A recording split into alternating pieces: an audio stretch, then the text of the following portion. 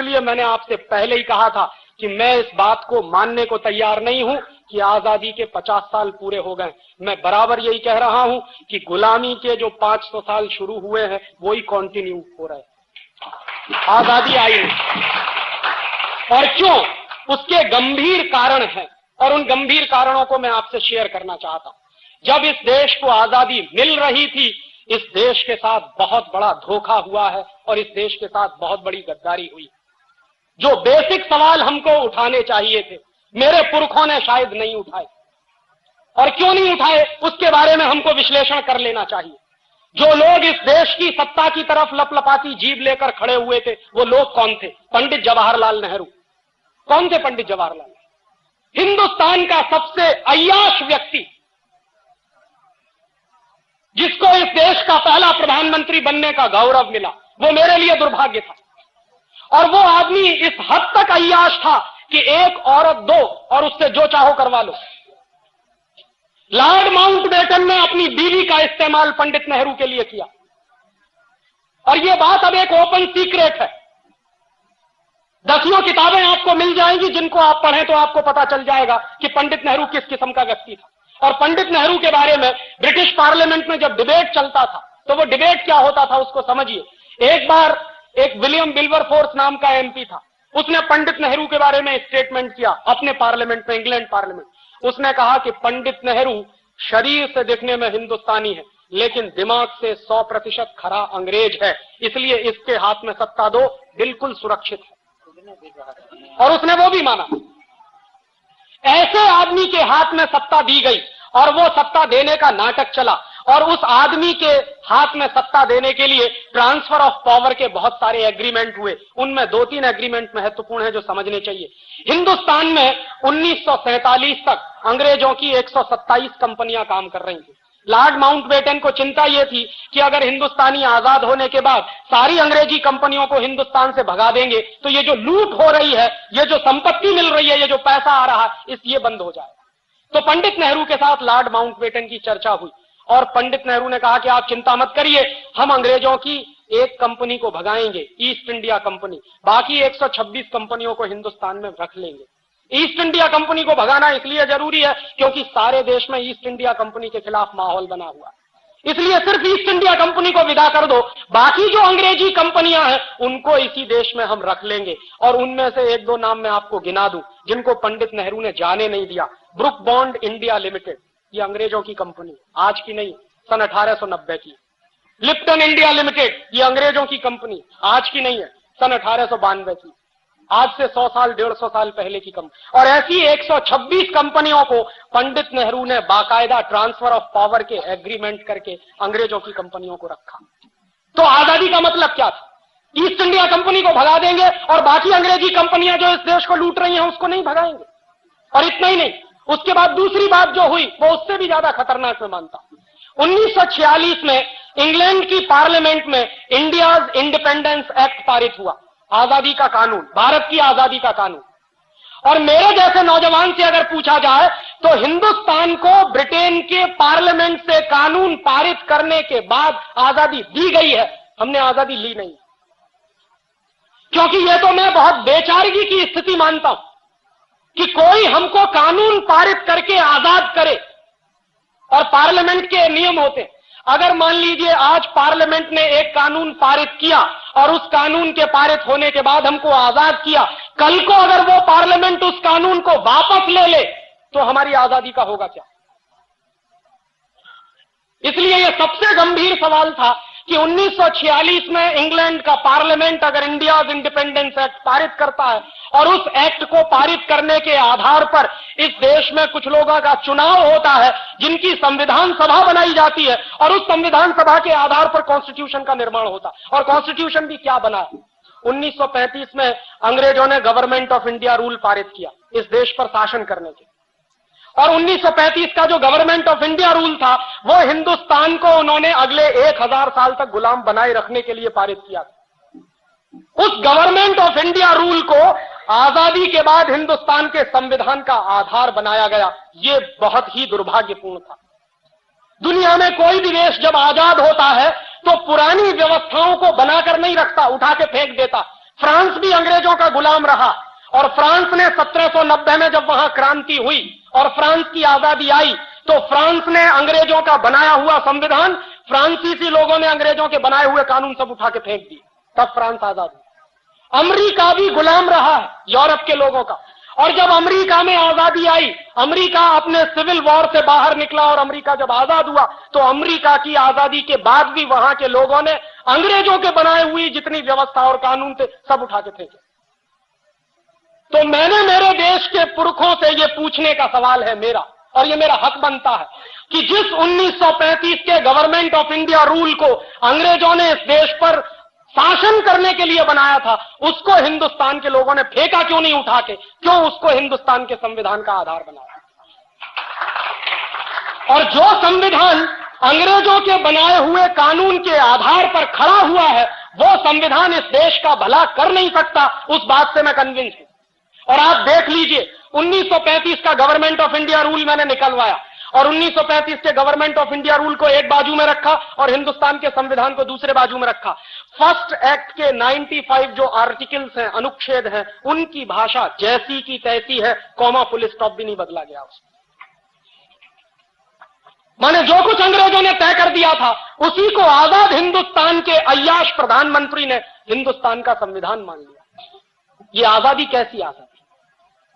और उससे भी ज्यादा तीसरा गंभीर सवाल मैं ये उठाता हूं कि जिन कानूनों को अंग्रेजों ने हिंदुस्तान को लूटने के लिए बनाया था, वो कानून आज भी क्यों चलते हैं? 1860 में इंडियन पुलिस एक्ट बनाया और 1860 का जो इंडियन पुलिस एक्ट बनाया अंग्रेजों ने, वो जानते हैं क्यों बनाया? क्योंकि 1857 में बगावत हो गई थी, सारे देश में विद्रोह हो गया था। अंग्रेजों को डर लगने लगा था कि अगर 1857 जैसी बगावत अगर फिर से रिपीट हो गई तो हिंदुस्तान को छोड़कर जाना पड़ेगा। तो उस बगावत को दबाने के लिए अंग्रेजों ने पुलिस की स्थापना की और उस पुलिस को विशेष अधिकार दिए। उनमें से एक महत्वपूर्ण अधिकार था कि पुलिस वाले को डंडा पकड़ा दिया हाथ में, वो आज भी लेके घूमता। और वो जो डंडा पकड़ा दिया पुलिस वाले को हाथ में, उसके साथ कुछ अधिकार दे दिए। क्या अधिकार दे दिए? कि कहीं भी किसी भी जगह पर 5 से ज्यादा लोग इकट्ठे हैं तो उसको लाठी चार्ज करने का अधिकार है, बिना चेतावनी दिए लाठी चार्ज करने का अधिकार। अंग्रेजों ने 1860 में ये इंडियन पुलिस एक्ट बनाया अपनी सरकार को बचाने के लिए, ताकि इस देश में बगावत ना हो और इस देश के लोगों की पिटाई करने के लिए, क्योंकि वो अंग्रेजों के खिलाफ बगावत करना चाहते हैं। वो 1860 का बनाया हुआ इंडियन पुलिस एक्ट आज 1997 में भी चलता है। इसलिए मैं कहता हूं कि आजादी आई नहीं। और उसी साल में अंग्रेजों ने इंडियन सिविल सर्विस एक्ट बनाया। ये जो कलेक्टर होते हैं ना, ये जो जिला अधिकारी होते हैं, ये इंडियन सिविल सर्विस एक्ट अंग्रेजों ने हिंदुस्तान के गांव-गांव के लोगों से रेवेन्यू कलेक्शन करने के लिए, गांव-गांव के लोगों पर अत्याचार करके लगान वसूलने के लिए कलेक्टर की पोस्ट बनाई थी। वो कलेक्टर की पोस्ट आज 1997 में भी जारी है। 1860 का इंडियन सिविल सर्विस एक्ट आज भी चलता है। 1858 में उन्होंने इंडियन एजुकेशन एक्ट बनाया और इंडियन एजुकेशन एक्ट बनाने के पीछे लॉर्ड मैकाले की बहुत स्पष्ट योजना थी। लॉर्ड मैकाले ये कहा करता था कि इस देश को अगर हमेशा हमेशा के लिए गुलाम बनाकर रखना चाहते हो तो हिंदुस्तान की स्वदेशी शिक्षा पद्धति को खत्म करो, उसकी जगह पर अंग्रेजी वाली शिक्षा पद्धति लाओ। तो इस देश में शरीर से हिंदुस्तानी लेकिन दिमाग से अंग्रेज पैदा होंगे, और जो दिमाग से अंग्रेज पैदा होंगे वो इस देश की यूनिवर्सिटीज से निकलेंगे और वही लोग शासन करेंगे तो हमारे हित में करेंगे। ये 1858 में 1858 में अंग्रेजी सरकार ने लागू किया ये एक्ट, और उसी एक्ट के लागू होने के बाद कलकत्ता यूनिवर्सिटी बना, बॉम्बे यूनिवर्सिटी बना, मद्रास यूनिवर्सिटी बना। वो कानून 1858 में जो बनाया था वो आज भी चलता है और ये तीनों यूनिवर्सिटीज गुलामी के प्रतीक इस देश में खड़े हुए। 1894 में अंग्रेजी सरकार ने लैंड एक्विजिशन एक्ट बनाया, जमीन को हड़पने का कानून। और जमीन को हड़पने के कानून में हिंदुस्तान में डलहौजी नाम का एक कुख्यात अंग्रेज ऑफिसर था, वो मशहूर था। जहां जाता था, जिस राज्य में जाता था, उसी राज्य की जमीन हड़प लेता था। झांसी की स्टेट उसी ने हड़पी थी जिसके खिलाफ झांसी की रानी लक्ष्मीबाई की लड़ाई हुई थी।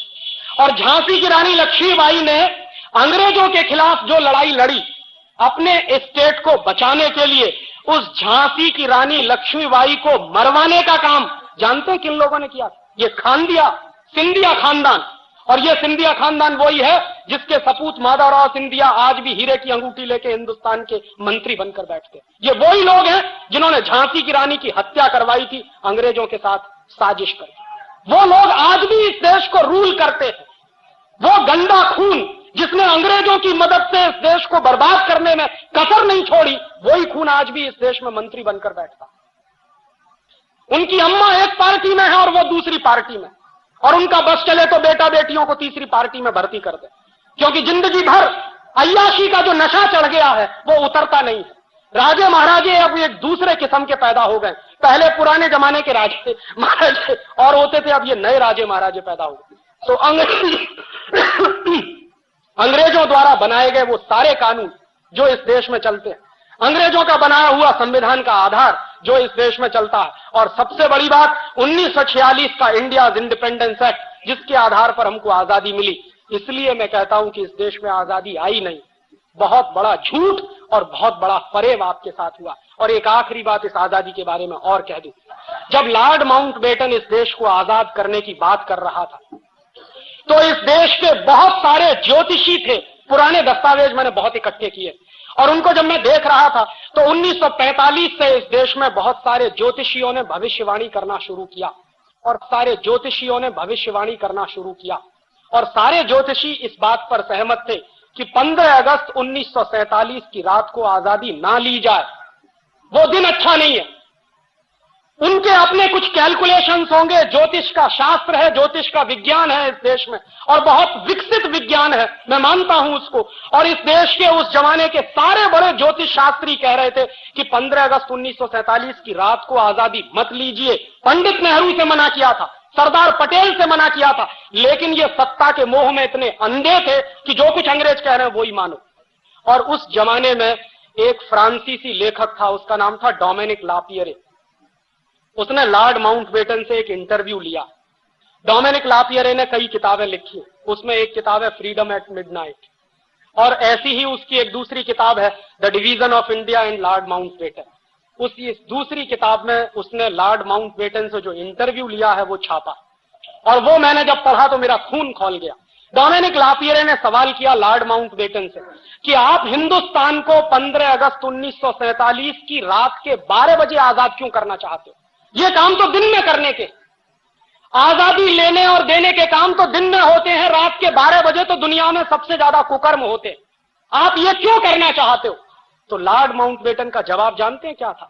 लॉर्ड माउंटबेटन ने जवाब दिया है उस इंटरव्यू में कि मैंने जानबूझकर 15 अगस्त 1947 की रात को 12 बजे इस देश को आजाद करने का फैसला किया। क्यों? क्योंकि मैंने सारे ज्योतिषियों से पता किया है कि 15 अगस्त 1947 का दिन इस देश के लिए बहुत ही दुर्भाग्य का दिन है, और अगर उस दिन इस देश को आजाद किया जाए तो ये देश एक रह नहीं सकता, ये बटेगा, खंड खंड बटेगा।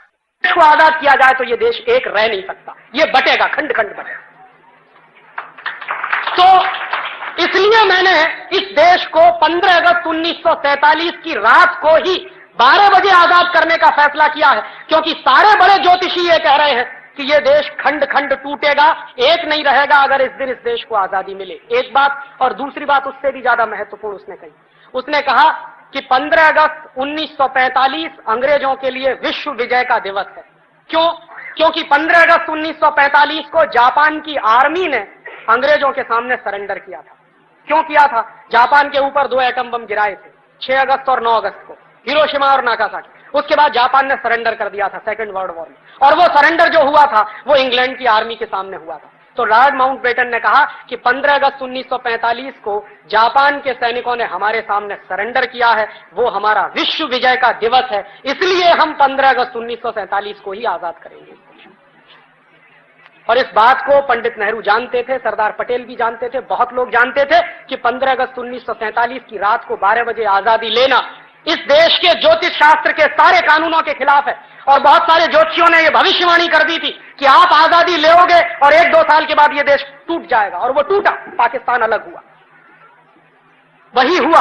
और आगे भी उन्होंने यही अभिशाप दिया कि यह देश आगे भी खंड खंड टूट सकता है, और उसकी तैयारी चल रही है। कश्मीर अलग हो जाए, पंजाब अलग हो जाए, आसाम अलग हो जाए, नागालैंड अलग हो जाए, त्रिपुरा अलग हो जाए, झारखंड अलग हो जाए, ये सारे आंदोलन इस देश में चल रहे हैं और सभी आंदोलनों को अमेरिका और यूरोप से भरपूर हथियार मिलते हैं, पैसा भी मिलता है।